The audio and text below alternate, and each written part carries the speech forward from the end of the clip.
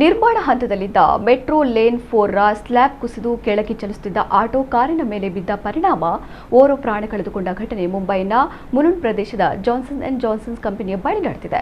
ಈ ದುರಂತದಲ್ಲಿ ಸಮಾಜವಾದಿ ಪಕ್ಷದ ಮುಖಂಡ ರಾಮಧನ್ ಯಾದವ್ ಪ್ರಾಣ ಕಳೆದುಕೊಂಡಿದ್ದಾರೆ. ಘಟನೆಯಲ್ಲಿ 4 ಗಾಯಗೊಂಡಿದ್ದಾರೆ. ಈ ಪ್ರಕರಣ ಸಂಬಂಧ ಯೋಜನಾ ನಿರ್ದೇಶಕರು, ಗುತ್ತಿಗೆದಾರರು ಸೇರಿ 5ರನ್ನ ಬಂಧಿಸಲಾಗಿದೆ. ಕಾರ್ಯನಿರ್ವಾಹಕ ಇಂಜಿನಿಯರ್ ಅನ್ನು ಅಮಾನತುಗೊಳಿಸಲಾಗಿದೆ. ಅಲ್ಲದೆ ಯೋಜನೆಯಲ್ಲಿ ಭಾಗಿಯಾಗಿರುವ ಗುತ್ತಿಗೆದಾರರು ಮತ್ತು ಸಲಹೆಗಾರರಿಗೆ 6 ಕೋಟಿ ರೂಪಾಯಿ ದಂಡ ವಿಧಿಸಲಾಗಿದೆ. ಯೋಜನಾ ನಿರ್ದೇಶಕ ಹರೀಶ್ ಚೌಹಾಣ್, 2 ಯೋಜನಾ ವ್ಯವಸ್ಥಾಪಕರು ಸೇರಿದಂತೆ ಮಿಲನ್ ರೋಡ್ ಬಿಲ್ ಟೆಕ್ನ 4 ಉದ್ಯೋಗಿಗಳು ಮತ್ತು ಡಿಬಿ ಹಿಲ್ ಎಲ್ಬಿಜಿ ಸೂಪರ್ವೈಸರ್ ಕಂಪನಿಯ ಓರ್ವ ಉದ್ಯೋಗಿಯನ್ನ ಬಂಧಿಸಲಾಗಿದೆ ಎಂದು ತಿಳಿದು ಬಂದಿದೆ.